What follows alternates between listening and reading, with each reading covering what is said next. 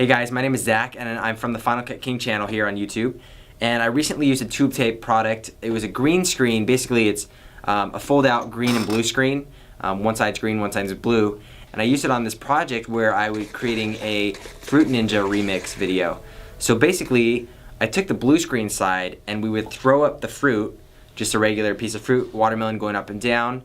And then I would do another take with that watermelon already split in half and it would fall apart in midair. So I would take the two clips, combine them in After Effects, and then create this cool effect of it being chopped in half.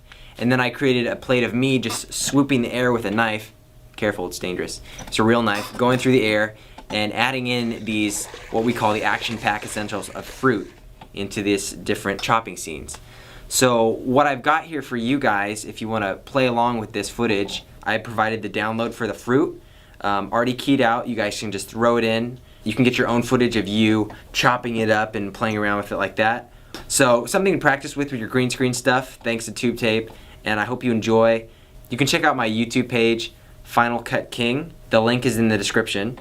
If you guys are into filmmaking, I think you'll like those videos.